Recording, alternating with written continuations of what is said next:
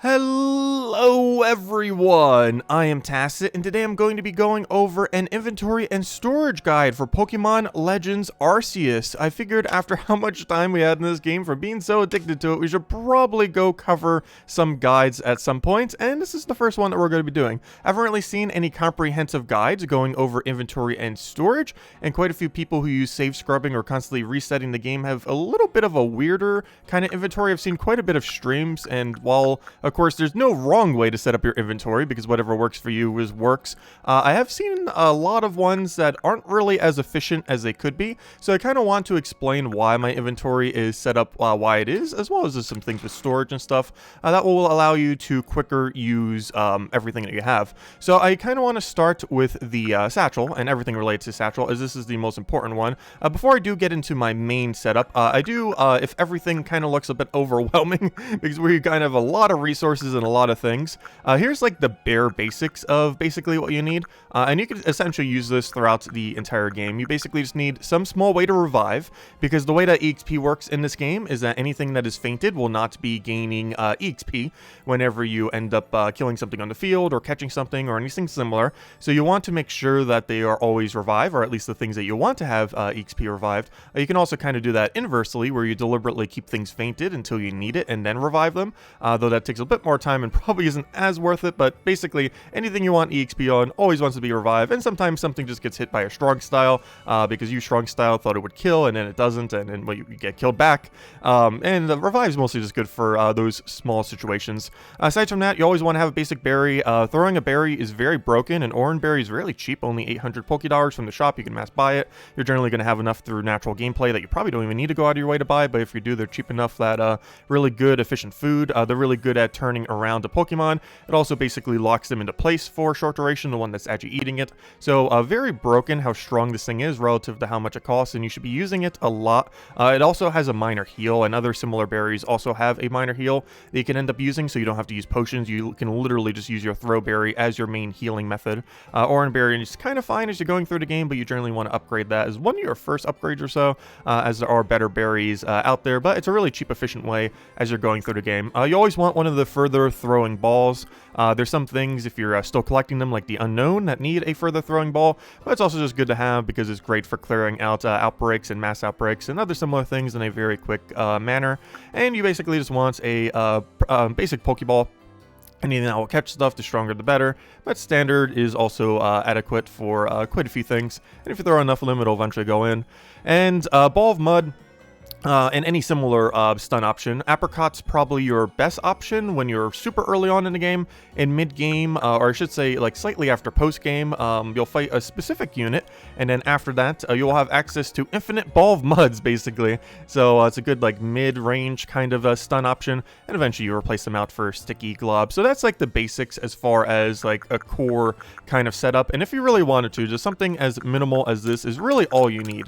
However, we're going over something way more complicated than that, and that is this entire setup that I have set up right here with a bunch of empty space in the middle. This is a max satchel that we're looking at right now. You might have 4 less inventory than this if you're satchel person in the building over here, the one just in the main hall in the Galaxy Hall. If that person says you are at 400,000 for your next upgrade, that is generally where you should stop for a while. The next 5 are absurdly hard to end up getting. However, you can eventually get them after you get enough sisters and stuff like that. You'd have 20 space in the middle here instead of 25 if you do end up doing it that way. I do personally like having the little bit of extra, so I do of course have max storage, as we have enough resources now that it was barely anything.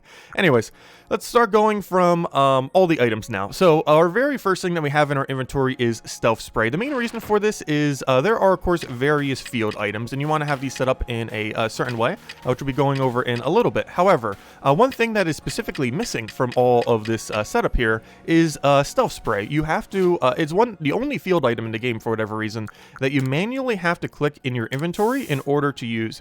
This makes it so Pokemon will be less likely to notice you, but unlike other things, like let's say a Smoke Bomb, which you crouch in and basically counts as cover, which makes them less likely that they'll actually end up seeing you, it doesn't quite work that way. You have to actually manually use it in your inventory, so I highly advise having it as the very first option in your inventory, as it will allow you to basically click it immediately. So really really good idea just to have it right up front, because there are a lot of times where you end up seeing a shiny, especially if you're not save manipulating and constantly resetting every time you end up losing one. You'll need to make sure you be stealthy, go throw your food, get a perfect setup so you do end up getting the catch. I do actually want to skip one, as there is something relevant for that.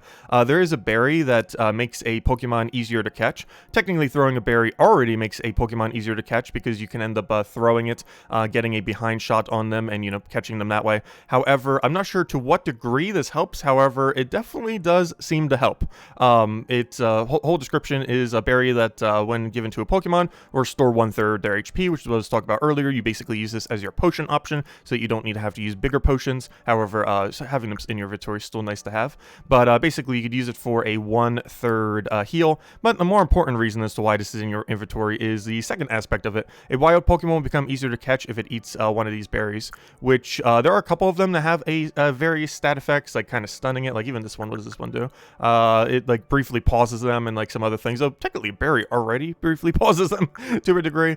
But I'm not sure exactly the full effect of this, but it definitely has a noticeable effect from the long time that I have been using it. So I would highly advise using raspberries. I have not like fully done like a full comprehensive test of like literally every berry in the game with the side effects that they have, but from my personal experience, raspberries does seem to be the best berry to be using if you're looking for catch secure, especially if you're trying to get it in a specific ball. Like if you want to catch everything in Pokeball, I personally catch all my shinies in the Jet Ball because I like that blue design that all of them have. However, whatever you choose, it will definitely help you get them into the ball you want. So pretty advised to do so. Anyways, next thing that we have here is the Max Ether, as well as the Max Elixir. I have it set up like this so you can quickly just switch between them depending on which one you need. So normally you only need Max Ether, which is why it's at top. However, sometimes you will go for the Max Elixir in case you need a little bit more. The main reason you basically need these, there's two of them. One is whenever you're trying to go and get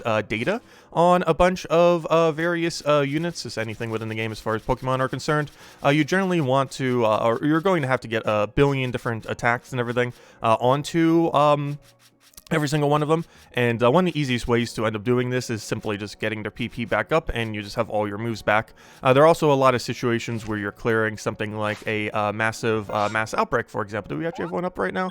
I sure hope we do. We normally do. Yeah, like right over here. Whenever you see a massive mass outbreak, they're pretty good if you're going through a full clear method. So if you want to go in, clear out the entire zone because you want to see every single last drop that there is. Maybe you just want to get as many shinies as you possibly can, or you just want to go for like several specific ones, and you just need a little bit more time, and you could buy it for time by just killing out the entire camp, at least on the more aggressive ones. Obviously a little harder to do on the skittish ones, but on the ones that are more aggressive, you just simply clear out their entire species, and you're basically pause the entire time that you're doing so you have plenty of time. And if you don't have those PP ups, you're going to constantly have to keep going back to heal at the inns, or the little rest stops, and doing this will waste precious time that you could be using to go farm. You can also do this with a Lepa berry. I almost forgot its name for a second, but Lepa berries also end up doing this concept. However, the problem with Lepa berries is if I was to go and put a Lepa berry into my inventory, which I believe I have in right over here. Oh, I only have one. Oh no, I need to make sure to move that back in the correct position. Oh no, I only have one. But if we go do this with a Lepa berry, you will notice it takes up one of our spots in our inventory here. So I could accidentally end up throwing one of these while in the field. So you generally don't want to do this. It'll also slightly mess up potentially your order that you have on your items. So I do not advise end up using a Lepa berry for the most part. It will probably get more in the... Oh, you can actually do that. I had actually never realized that. There we go. Well, I'll move it there. I didn't realize you can't grab it. You can click Y to grab something in your inventory to move where you want. But apparently you can't Y it and then move it to your other inventory. I actually never noticed that. Interesting.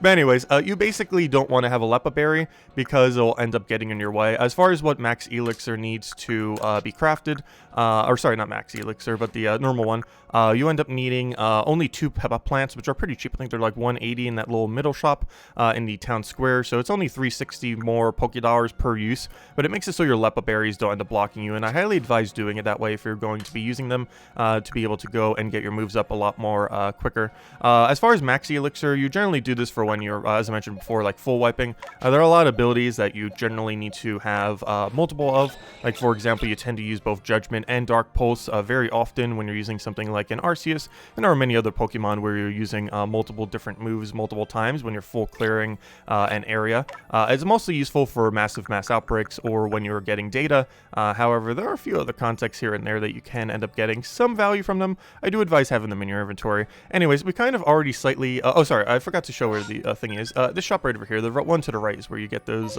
material. And similar to many things in the game, the ones that upgrade all the way over here, you do need those pep-up plants for.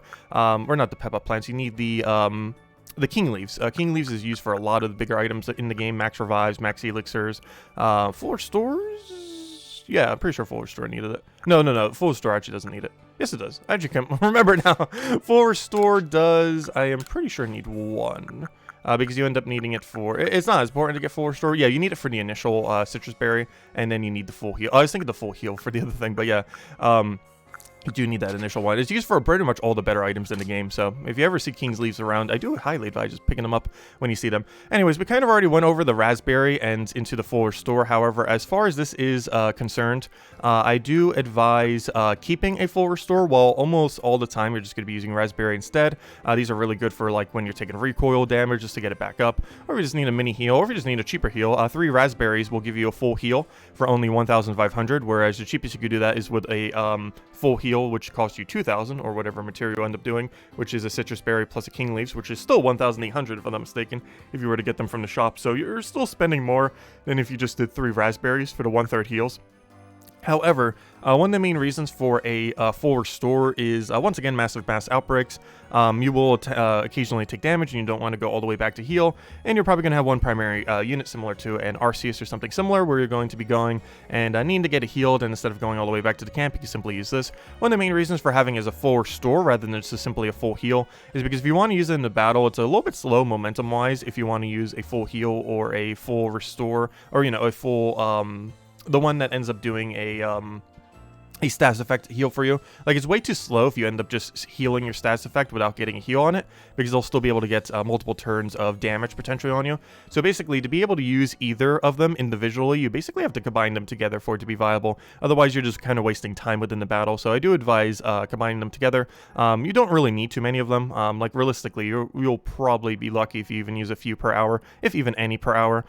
So you really don't need too many of them in your inventory, but I do advise having it as an option, just because it can end up saving time when the time does come. But whatever material you kind of just have lingering around, you could probably craft enough already out of that. Next, we have Max Revive. For a lot of the game, you can actually get away with just a standard revive. There are actually benefits to having standard revive. For example, if you currently need kill data, or not kill data, I'm sorry, heal data for your Pokemon, you can simply go and end up doing that from a standard revive. Basically, when something dies, you can use a standard revive on it, and then, well, they have room to heal. So you can basically just keep healing that way, have them fight a bigger unit, then have them fight smaller units, keep having them heal whenever they finally end up dying. If they do end up dying for any means, have them just have a standard revive, and then you end up going and just getting them to heal again, so you can keep getting heal data. So there are actually some benefits to having the normal revive over max revive. However, eventually you reach the point in the game where you have most, if not all, of the healing data, and at that point, if you have the resources for going max revives, it's a little bit better. Obviously, it just allows them to tank a little bit more, and the main reason why you even want to have any revives at all in your inventory is how the XP share works, since anything that I kind of already mentioned earlier, anything that's already dead will not be gaining XP. So for example, if we end up accidentally using our like a Chimchar or something in a battle, and obviously it dies because it's a baby Pokemon that's not evolved, it will end up not getting any XP. So obviously we want it to be getting XP, so we'd want to just simply use a revive on it, and you know, we'd be good to go. So this next one is one I normally don't see people actually carrying in their inventory. However, I highly advise doing so, and it is the 3 EXP candies. Technically there are 4, or well, even 5 if you count you know, the standard EXP candy, but as far as the sized ones, there are 4 of them currently within the game: the small, the medium, the large, and the extra large. Only 3 of these are ever from drops in the current state of the game. like some of them you get from some other game modes, like when you kill Arceus for that little icon thingy from doing the 50 kill post-game thing and kill Arceus in that like post-game game mode. You end up getting that little mark thingy, and you do get extra large ones from that. However, there aren't any like alphas in the game that end up dropping the extra large. But anyways, so these three, the reason why I advise having this in your inventory, there's two reasons.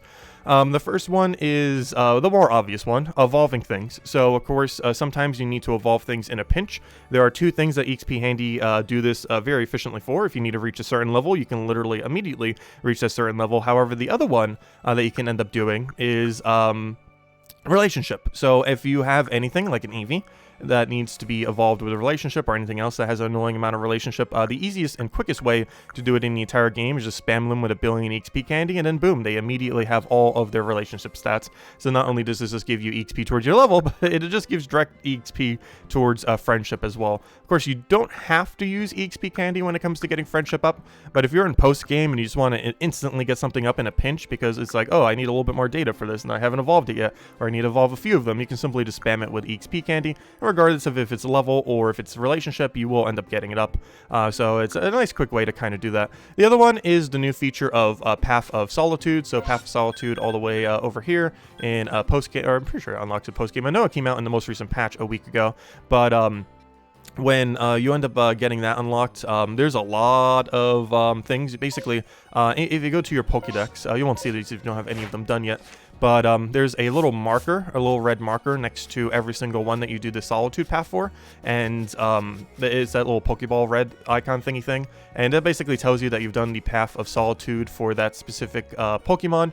And if you want to go for like true 100% completion, not only do you need to go for a perfect dex, which means every single one of those saying perfect on every single one of your Pokemon, which also gives you max shiny odds. However, you would also need to go get that red icon next to every single Pokemon. And gosh, is that a hard task to do for all 242. And one thing that helps you with that is just already having some equipment ready to go. One other thing that helps with that, which I'll be going over once we get around to it, is your inventory. Highly advise having your mints nice and organized. I'll be going over that in a little bit and not right now. Anyways, next let's go into probably the core setup of this build, and that is our Smoke Bomb, Jet Ball, Ultra Ball, Sticky Glob, and the Agwolf Berry, and technically the Raspberry that is prior to it. So this basically sets up our setup with the start of the Raspberry leading into Smoke Bomb, Jet Balls, Ultra Ball, Sticky Globs, and then finally the Agwolf Berry, which is just here to exist simply because you need it for massive mass outbreaks. You don't actually throw these until the a couple instances where you accidentally do, because I used to have the heavier balls here, but I ended up replacing it in the most recent patch. As you can kind of tell over here, I used to use Gigantaballs. I don't know, I personally prefer my throw range of my Sticky Glob to be the same as the Ultra Ball. When I'm using it with the Gigantin Ball, I feel like I miss some of the time, and I don't know, I just prefer using Ultra Balls personally, especially since every time you miss, it's basically the same as a Jet Ball, and I'd rather just invest more into Jet Balls these days. So even though they're a good ball, I personally just stick with Ultra Ball and Jet Ball personally, but it is a decision you can end up making to actually end up using it in your build. However, anyways, as far as this setup, basically how you would go into a normal encounter, let's say this was like some standard cover, is you would normally go and let's say that Graveler was basically the thing we're trying to catch. We need to try to lure it closer to us, so we need to go throw our thing, go and move forward. Already have a stealth spray up if we didn't already have it. Make sure you have that just in case, especially if there's a shiny there. And basically this now allows us to catch it. It is now over there. Now what we'd want to do is throw, assuming it was right there still, eating the thing, we would then want to go and throw it beyond it, so that it's now turned to us. Its back would now be turned, and then we'd simply just go throw the Jet Ball, or if you want your Ultra Ball, and just go and end up catching it that way. And then boom, you got yourself likely a caught Pokemon. And of course, once you start getting into combat, you just kind of throw Sticky Globs into an Ultra Ball or the Giganta Ball if you want to have it in your setup. I do advise, if you do have the Giganta Ball, it would normally be where Agwolf Berries are, so that you have both your Ultra Ball and your Gigantan Ball both within a single move of your Sticky Globs. because you're going to go stun straight into the back shot on them, so you can end up doing that with your ball. Whereas something like your Ultra Ball generally wants to be next to your Jet Ball, because let's say they're running away, it's a skittish Pokemon, I do this, maybe I miss, I want to be able to go and then go get a Jet Ball so that if they start running away, you'll be able to easily go and catch them. So I always advise, that's probably the most important thing about the setup. Even when I was showing the cheaper one earlier there, it's still a very important aspect to it. You want your Ultra Ball to be next to your Jet Ball, and you always want your Sticky Globs to be both next to your Ultra Ball, and if you happen to be using it, your Gigantin Balls. And as I mentioned, Aggrowolf Berry is more so here for massive mass outbreaks. You do not ever actually throw them unless you accidentally throw them. But it is advised not to throw them. But that basically goes over all this. If you're wondering why they're up here, you want to make sure that they're not down here, because if you start getting random junk into your inventory, like a bunch of things just start you picking up off the ground and stuff like that, there's various things in your inventory, they will replace down over here. And the problem with this is if they're a usable item, like let's say a Scatterbang or something, they will end up taking priority over top of one of your items. So you definitely don't want that to happen. This will end up setting it all the way at the back, which is right next to your useless Aggrowolf Berry, and you want it to be out of your way, because when you're going through your items, you're going and cycling through. You're doing your Raspberry, then you're doing your Smoke Bomb, then you're doing whatever ball you're trying to catch it with at the current moment in time, depending on your distance. And if things go bad, you start using Sticky Globs once you start getting more combative, or you simply throw out your Pokemon if you want to freeze the time, like for a massive mass outbreak, and you go down the Pokemon route. However, you're cycling through basically what you have as far as your inventory setup in most situations, and then kind of switching between like either left or right depending on what you kind of need, like re-stealthing and trying to get those far shots, or you know, the Sticky Glob and kind of Ultra Ball into different range kind of switch. But basically you're always constantly switching between them, and you don't want some kind of random resource kind of getting in your way. So you always want to make sure whatever your active items are do not have any gaps in between them. So that's why they're all the way at the top and not at the bottom. It also allows you to see when you're low on something. As you can see right now, we're very low on Ultra Balls right now, so this kind of just gives an indicator like, okay, we're slightly running low, we probably very soon want to go and buy some more. Obviously we don't need them quite yet, 482 will still last for a while, but that is towards the lower side, so we want to make sure just to keep an eye on it, and then when we need to replenish it, we'll simply replenish it and be good to go. Anyways, so that kind of covers all that. Next, we're going to be going over charms, which is something I personally also see people not really using almost ever. However, charms are by far some of the most useful things in the entire game, especially if you're playing without constantly resetting every single time you die. So let's go over the 3 charms. The ones I advise having at the top are the status condition charms. These are the warding charms. This is the stay in good health option from the Charm Lady. Charm Lady is all the way over here in the top left. It's kind of hidden, her shop. I did find this pretty early on in the game just because I was exploring the town. However, I feel like some people might not actually end up even finding her, because the storyline, like, I don't think ever makes you go to her. You just kind of go to her by your own accord. So it's kind of just like a willing option kind of thing. However, there are 3 charms that she ends up selling, all of which are ridiculously broken beyond belief as far as how strong they are, and it's generally advised if you have the inventory space to be carrying them with you. So the first 5 that we have here all do the exact same thing. They just get consumed once when you end up getting hit by it. But basically what they do is they protect you from one status effect. So let's say things like poison, when you get dizzied, when you end up getting stunned by the electricity, anything like that. It basically negates one whole status effect. I feel like the 2 most useful for this is burn and poison, because these can end up doing damage as you're moving, and sometimes if you're being attacked by multiple things at once, you're not really in a situation where you can move, and it leads to some situations where you do end up dying.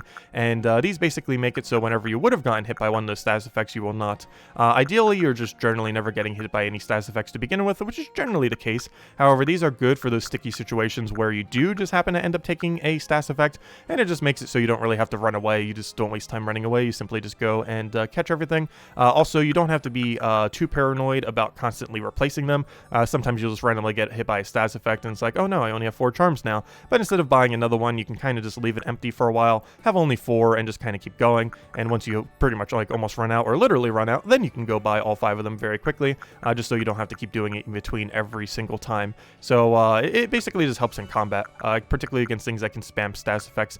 This next one is optional. If you're playing with save scrubbing, you would not need to actually have the tempting charms. However, if you are playing without ever resetting your game for any reason, tempting charm is ridiculously good. Every time that I have seen it, it actually protects your entire inventory if you have all 5. I'm not sure if this is 100% consistent. However, I have never seen myself ever lose my inventory when I had all 5 of these charms. I believe it costs 25,000 total total to be able to grab these, which is pretty cheap later on in the game. And basically, you just have immunity to death. Like, you die, you lose nothing but these 5 charms, and you just keep going on. I'm not sure if that's percent chance or just exceedingly likely. However, I have not seen a single death since I've had 5 tempting charms in my inventory where I have lost a single item other than these 5 tempting charms. So it seems to be pretty strong at protecting you from losing any of your items, which is really good because, as you can see, we're kind of holding a lot of our items. This isn't too big a deal if you have online, obviously, because, you know, people will just find your satchels, so you don't really have to worry about it too much.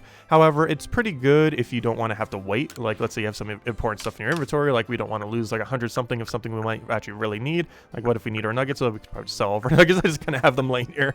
But like, what if you lose, like, a lot of what we need? Like, let's say we're going to go, like, super heavy on agua berries, and we're just going to do, like, a whole day of just spamming them on stream or something, and then we might run out. But what if we, like, die and lose, like, 200-something of them and have to wait, like, hours to go get them back? Well, this will make it so we don't. We just immediately get to keep our items, go on as if nothing happens. Obviously, at some point, similar to when you restock these, you would have to go, you know, restock them. However, it doesn't take too long to go and mass buy them, and it's probably less time than if you were to even reset when you die, as far as how much time it ends up taking, because you're normally already over there to do like Path of Solitude or something similar anyways, so it doesn't really take too much time to go and just simply go and get those tempting charms if you already had lost them from a previous death.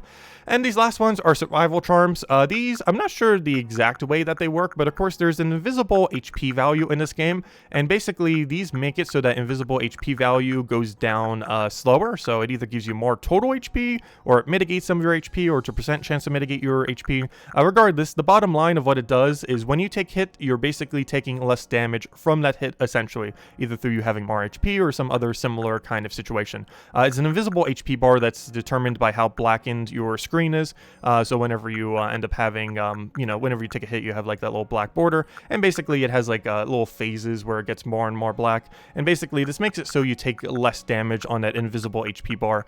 It will not protect you at all once you have hit red, but it will make it so you're less likely to reach a point in which you do have that red where you are brought into a one-shot range. So it's really good because it makes it so you basically never need to run away. I can't even remember the last time I've really like had to run away from a area because I was low HP. Normally it's because you want to reset it to try to catch them more stealthed rather than having them be aggro if you don't want to go and kill them all out because you're trying to do something particular, or because you actually need catch data for them and you don't want them aggroing you. However, as far as like actually having to leave an area because of damage, you generally don't need to do that when you have all 5 of the survival charms on you. And if you haven't been using them, I do highly advise, if there's like any of these 3 I would advise getting, definitely try survival charm if you haven't already. Also, from what I've seen, they do not get consumed like other charms. They do get dropped on death if you don't have tempting charms on you. I believe they like auto drop. However, so they're almost like a mini tempting charm in that way, where from what I've seen, they almost always drop if you don't have these on you. However, you're just going to keep them. Like, they never get consumed like the other 2, as long as you have these 5 tempting charms. So, kind of interesting. So you basically don't have to worry about the delay when you end up having it in combination with both tempting charm and survival charm, because you simply die, and it's like, oh, okay, well, I'll end up having these, and then you're pretty much just good to go. Of course, one of the other reasons for having tempting charm, you sometimes die from height. Like, that's probably going to be most of your deaths. There are so many weird calculations as to how height damage ends up hurting you, and there are a lot of times where you're just going to die, and I'm not sure if survival charm actually helps any with that. However, those are where a lot of your deaths, if not almost all of them, are going to end up being netted from. Just very weird damage calculations from very weird heights. Anyways, lastly, I wanted to go over all the resources here kind of at the bottom. These we kind of already went over. However, I want to go over this little section here, and it is basically the sell and accumulation section. So I normally don't advise you kind of keeping like crafting material and stuff in your inventory. However, everything here kind of has a purpose, except for maybe Nugget. Nugget I just personally like having in my build. This is definitely not one you have to have a spot for. The main reason I like having Nuggets is, of course, the sisters, as well as a few other things like a Dimensional Rift if you're AFK, doing those and stuff like that. You end up getting nuggets from them, and you end up getting a lot of nuggets because you generally want to cycle through all the sister locations whenever you're going through the map for massive mass outbreaks, or if you're shiny alpha hunting, or if you're just simply waiting out a dimensional rift and then you're waiting, you would be getting nuggets while you're doing all of those things. So you generally want to have a designated spot for this, just so you have a consistent place to sell. So for example, let's say we're normally over top our stealth spray because we want to make sure we click our stealth spray to be stealth, so we're normally hovering over this. But let's say we're back in town and we want to go and sell a bunch bunch of stuff? Well, all we have to do to figure out where our nuggets are is just click up. It makes it very convenient, so you always know exactly where your main sell option is, as your primary means of selling is going to be your nuggets in most situations. You don't have to hoard them, it's better just to sell them all. However, I've kind of just been holding on to some of them and just selling them when I need. However, you can simply just sell them all out if you're scared that you might end up losing them, though generally with a survival charm, tempting charm, you tend to like never die. Even if you do from fall damage, you keep all your stuff, so because there's tempting charm, so you don't have to worry about it too much. Aside from that, we have ourselves all of the grit items here. So these are for two purposes. They're kind of similar to the XP candies in that these are dropped exceedingly often by a lot of enemies, and kind of similar to the nugget in the sense that you want to have them in a designated location so you already know where it is. So simply from the stealth spray, we can simply click up twice and we're already where we want to be to go for all 5 of our sell items, technically 6. But you would then instantly be where you sell your nuggets, as well as these. You tend to have, later in the game, so many of these. You can see right over here, we have 999, 999, 999, and guess what? 999. I'm still not at that point at Seed of Masteries. They drop a bit less. But basically, you're going to be at the point where there's nowhere near enough storage for all these grit items within the game, so you tend to just sell them, and sell them pretty much like a nugget would. I believe it's like 30, 80, 800, 3,000? I actually forget what the lower two are, but I know this one's 800 and 3,000. These are also 3,000. Of course, the nuggets are 10,000 each. So you end up just basically selling these out whenever they get too high. Actually, I should probably be selling them now. You normally want to make sure they're below 700 or so because they fill up pretty quick, especially when you're doing massive mass outbreaks without constantly resetting them. So you're basically getting your value back of all your resources that you're using just from these alone, combined with any nuggets that you might get from sisters, basically leading to a profit. And the other reason you have these in your inventory, obviously, is to go and upgrade shinies. So let's say we're about to do the Path of Solitude. We probably want to make sure it is upgraded. So you'd want to go and spam all of the dust on a given unit, make sure that all of their stats are all good to go, and basically make sure they're maxed in all the locations where they need to be, or literally just max everything if we want, and simply just keep spamming them until every single stat has been all the way upgraded.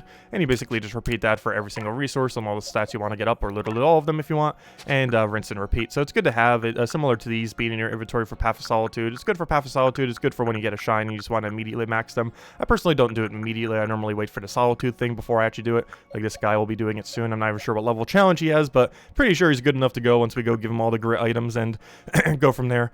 Seed of Mastery you definitely want to have in your inventory. The thing with Seed of Mastery is if you don't have it in your inventory, for whatever reason, you're not allowed to master a move when you go to the move tutor.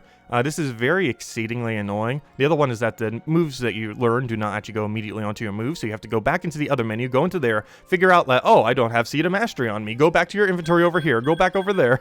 And it's like a whole process that's just super annoying. However, you can completely bypass it pretty much just by having a Seed of Mastery ready to go in your inventory. Though that other problem with the move thing, that auto-learning, you do have to still manually do, but you don't have to go all the way back to the inventory being like, oh, I don't have a Seed of Mastery on me, and then go get your Seed of Mastery, and then go upgrade it. You can simply just always have it on you, and you never need to worry about it, because that is one inventory check that does not actually check your storage. It specifically checks your inventory.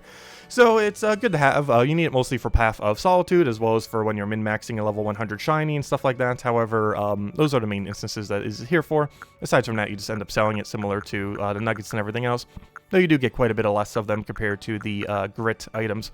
Anyways, that is everything related to our satchel. However, that is not everything. The next thing I want to go over are the 6 little storage bins. Mostly, I would say 5, because a lot of them aren't really needed to be set up fully properly.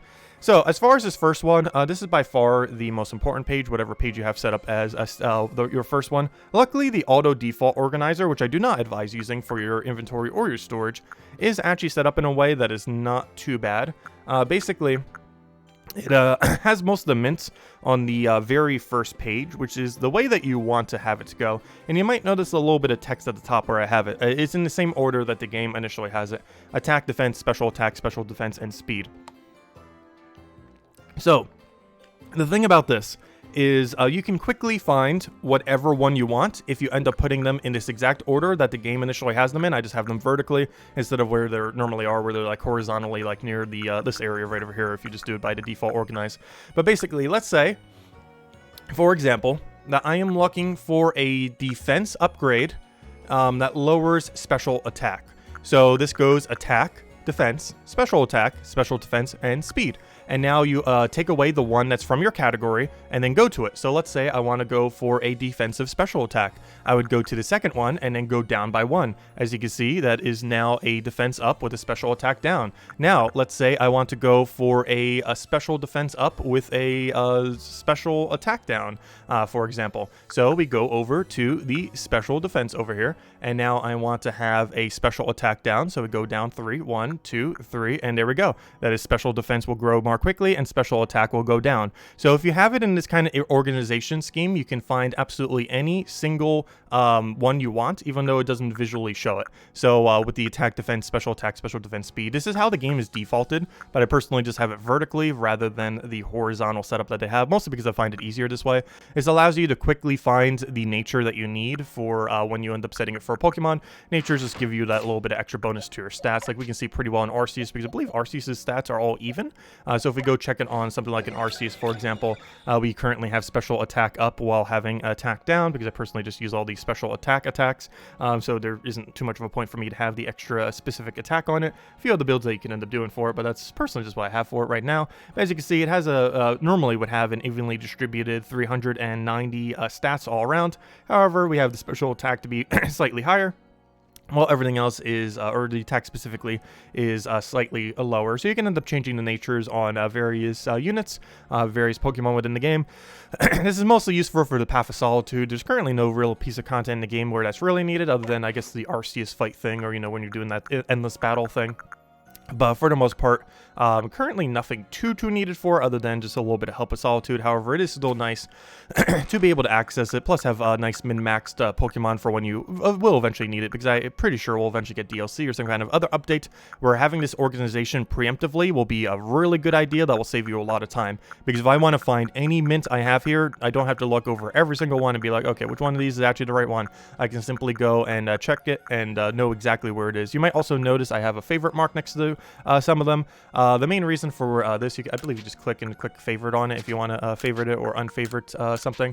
So basically, there's 2 reasons why I have these marked with favorite. The main one is these are personally what I would say the 4 most useful one. It's attack down with special attack, or attack up with special attack down, the special attack up with attack down, the speed up with attack down, and the speed up with special attack down. So the main reasons why these are all useful is because generally most Pokemon within the game, and even if it's not like Arceus, you tend to use them that way more often than not, will only use one primary damage type, either attack or special attack. There are some exceptions, like Lucario is a pretty good mixed one because it's better just up his speed. But there are some where they do use a nice moderation of both attack and special attack. But a good majority of them, they're all in attack, they're all in special attack. So you generally can end up getting extra stats by using these without actually getting rid of anything that you need to function. So they can be really good to end up utilizing, and are probably the ones I would advise the most. There are some situations where many of the other ones can be used, but I personally find them to be the most optimal for. The other reason why I have them marked is it's kind of just a good way to make claiming mints a bit more exciting. If you see one with a star, you know it's a good mint, so it's basically whenever you go and claim mints from the farm. Of course, as far as how you get mints, you just simply go over to the farm, teleport over there, go talk to the person, tell them you want mints for 10,000. And then after you catch like 20 Pokemon, I believe it is, which you normally get way more than that from a mass outbreak. Even if you're doing more so the kill method, you're normally catching at least 20. But you will end up getting the mints ready to go, and then you simply just go claim your mints, and you get to see if any of them are the better ones, because if they have a star next to it, boom, it's one of the good 4 ones. But yeah, that's pretty much everything with that. The rest of the setup here is basically just the constant consumable items. Sometimes you buy more, so you have 999 of them, like for example if I change back into Gigantin Ball. So it's basically just for if you have excess of it, you can just very quickly go and end up putting more into your inventory and be good to go. Like for example Ultra Balls, like let's say I ended up buying like another 999 right now, which will end up putting like another 400 something right here, and then at some point later on I'll be lower on this Ultra Ball, and then I can just take some of the Ultra Balls from there, put them into my pile, and we'll be good to go. The other thing I have here is Scatterbang. You do need this from some research. I personally don't find it to be that good of a field item. There are some weird things you can do with it strategically. However, I personally am not a fan of using it, and I feel like most people don't. I'm not sure if they're going to rework it or anything to make it a little bit more useful, but I don't know, it's a really situational item that I personally don't feel like has much of a purpose within the game other than for research, but I still have it on the main page just in case. Other than that, rare candies is here just to exist, as well as extra large EXP candy. These end up giving 30,000 EXP and 1 level respectively.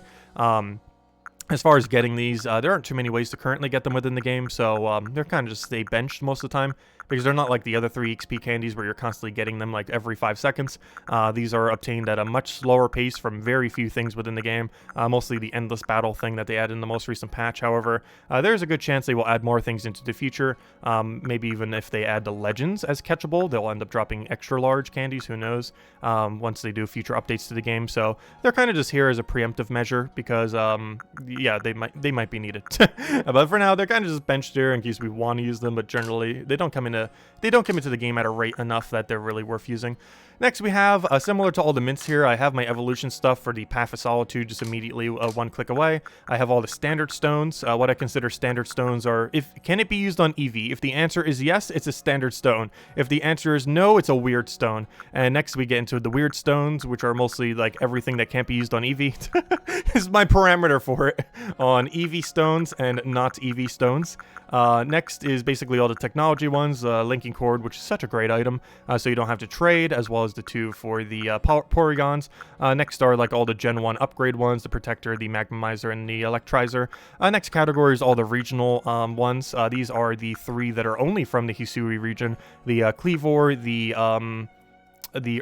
Ursa Luna, and the Sneasler. And then there's the kill category. Technically, the Black Aggregates and Razor Claws also from the kill category.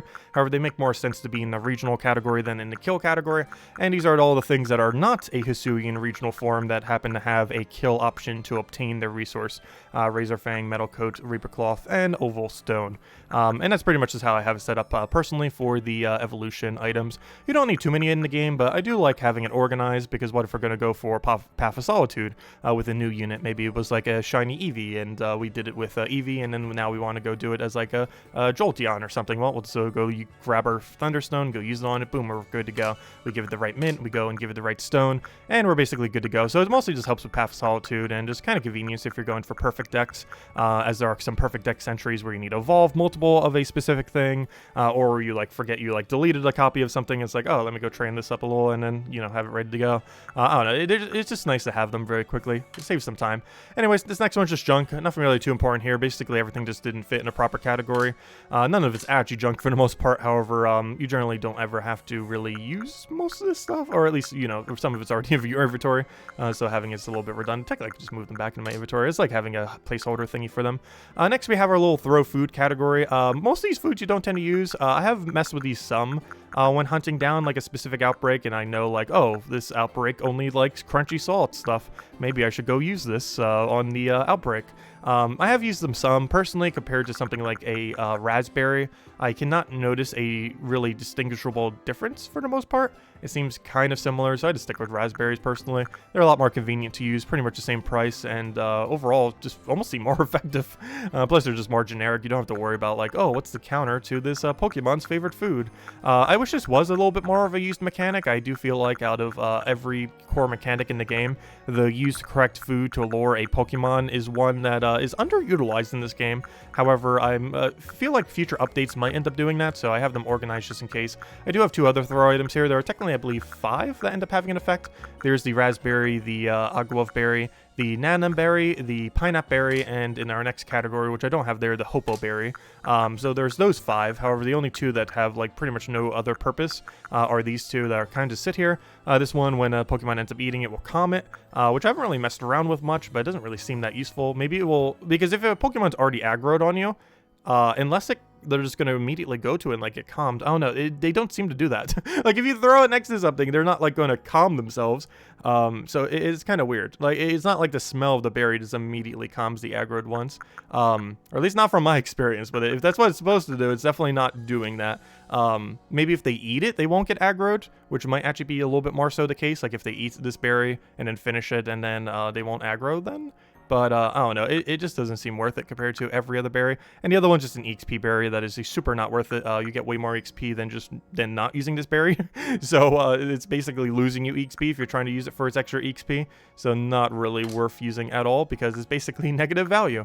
Next, we kind of have our little crafting resource checking area. This is mostly just to make sure we're not running too low on any resource, or if we are, it's basically just to check like, okay, how much of the core resources that are really important in the game do I currently have at a given moment in time. Of course, you can check this simply by going to your crafting area and kind of just seeing like, oh, let's go and I need to go make sticky globs. What do I have? Okay, that's what I have. Let's go make like a star piece. Okay, what do I have? There we go. That's what we have. So you can kind of do it this way with your more important one by putting a favorite on it and then organizing these with the organize button. However, if you want to see all of them at once, the easiest way to do them is just have all your really important ones in one single tap. So these first 5 here are, of course, all the ones used for making various Pokeballs within the game. So you can end up checking those to see how they are. This next vertical line is all the revive ones. So it goes revive, the 2 resources that you need for standard revive, and a max revive, which is used with King's Leave in order to go and get it upgraded to it, which is cheaper than going and getting from the store. Next, we have our ethers into Elixir to get our PPs up. This ends up going with a Lepa Berry and a Peppa Plant in order to go make the max ether. And then, of course, similarly, like many max items in the game, it uses King's Leaf, by far the most useful crafting item in the entire game. Like, literally pick every single one you see if it's not too far out of your way, if it's already in your pathing, because, gosh, do you need a lot of them. Next is the healing items. This is a max potion, which is used from Citrus Berry, and guess what? A King's Leaf, though luckily only one. And then full restore, you end up needing the full heal off the thing over there in order to go and end up creating it to that. Next, we just have our stun item, Sticky Glob. I could probably put a placeholder there, I guess.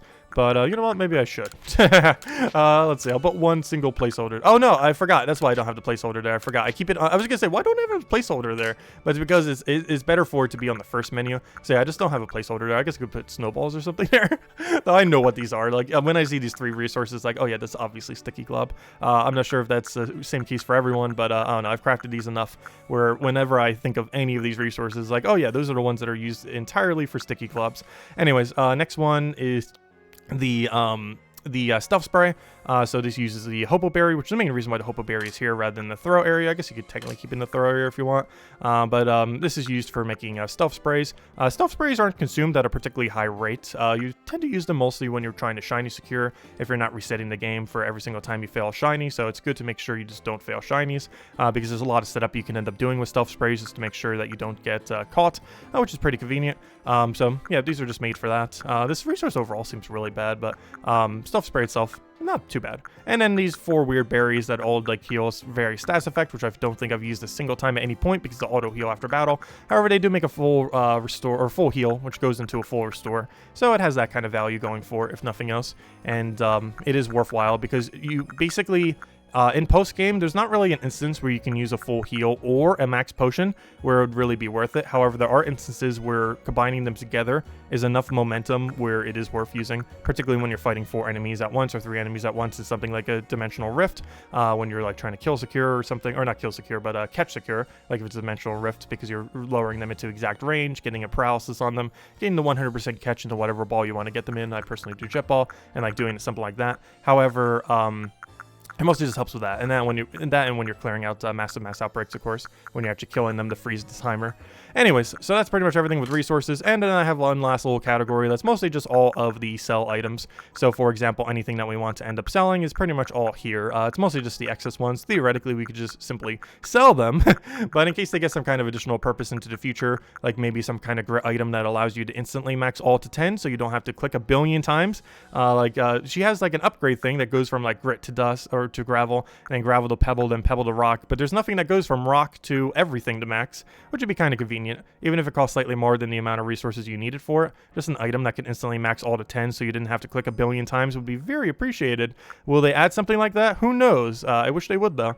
and then just like a placeholder for Seed of Mastery. I also have it in cost order, so it's like the really low one, the very low one, 800, 3,000, 3,000, 5,000, 10,000, 15,000, and then the other ones are kind of just here. This is what's needed for, of course, creating the stars, the little red stars there, all those materials right there. And I put the doll here mostly because it doesn't really have like a proper other spot, but the doll kind of just resides here. I don't actually craft the dolls, I just kind of hoard the wood in case it ever gets any other purpose. The dolls aren't really used for anything in this game because you kind of can just walk away to run away. So you don't really need like the dolls or anything for that, or anything similar. So yeah, it's not really that needed. They only sell for like 1,000, and wood is not the easiest to come by. Like, it's not super hard to get, but you know, you're not going to be like flooded with wood to the point where you could just make a billion Pokeshi dolls. So it's kind of just here to exist, since it's technically a sell item, though not one that you tend to really be messing with. But anyways, guys, that will wrap it up for this comprehensive video on inventory and storage. If you have any other questions, definitely feel free to leave it in the comment section below. I will be covering future guides for Pokemon Legends Arceus. I've been meaning to for the last month, just been kind of busy, been having some construction done on my house, and they've been really noisy, so it makes it hard to record during the day. And of course, I've been kind of just playing the game itself, which has been distracting me from recording any guides, because whenever I kind of want to record a guide, it's like I'll start playing the game and I'll get addicted to the gameplay loop, and then it's like, oh yeah, I just could have used that time to record a video, and now I haven't. But now we finally have, so we will be covering some future stuff. I've seen quite a few guides that have not really been covered for the game, or they're covered in like a save manipulation kind of way, where you use save scrubbing and constantly keep resetting the game. And I personally play without it, similar to like Animal Crossing. I personally don't play with time travel. In this game, we play without save scrubbing or save manipulation. So we personally go and play a little bit differently, which I feel like is more so the intended way of playing the game. But I don't know, it might be slightly slower for some things, but I personally prefer it. It also gives you some other benefits, like getting a lot more of some resources, like mints, for example. You get a lot more mints from playing the game properly than you do from constantly resetting, because if you're going through an entire area, taking a bunch of mass outbreaks and, you know, clearing through all of them, all that, instead of just resetting, well, you just got yourself 3 mints. So there are some benefits to playing by normal means rather than reset spamming. And I still have like 85% of the shinies in the game. I believe we're at 306 right now. The highest one we have in our inventory right now is 302. But yeah, we do have a lot of shinies. Like, you don't have to constantly reset to get a lot of shinies. I've only ever missed 6. After 306 shinies, or 307, however many I'm at these days, I've only ever mixed 6 of them, and a lot of them were earlier on in the game, or due to mechanics I didn't realize. Like, for example, some that are both attacking and skittish, where you enter them in battle, and then guess what? They run away from you!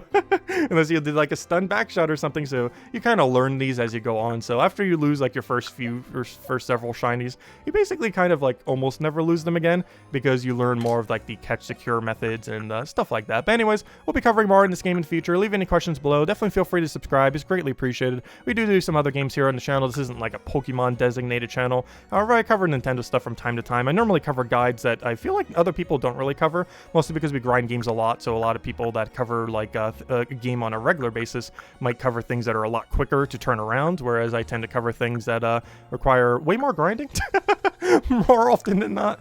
But yeah, I tend to cover like whatever gaps there are within various games, I feel like, more often than not when it comes to guide videos. And if they hit, they hit. If they miss, they miss. It's just kind of how I like to do things personally. But yeah, any other suggestions, feel free to leave them below. If you have any guide suggestions, feel free to leave them below. If you feel like there's anything not covered in the game, well, I don't have like the absolute highest comprehension. After like almost 500 hours, we definitely have a really solid understanding of the game. Like, as far as like standard Pokemon mechanics, that's definitely not my forte, even though I do have some understanding of it. But when it comes to like this actual specific game, a lot of the mechanics in it I do know pretty decently. But anyways, guys, I'll catch you guys later. Thank you so much if you actually stayed this long. If you have, definitely feel free to leave it in the comment section below. I know this video got a little bit long, but I know people like some people like more long form. Well, if you're still here after this long, you definitely like more long form forms of content. And I feel like quite a few of my guides are like this. I just like doing them all one take, just saying everything that needs to be said, and just trying to get as much information out there as I possibly can for people that might not specifically know. But anyways, guys, that will wrap it up for now, and I will catch you all later. Thank you so much for watching. Greatly appreciated, and goodbye, everyone.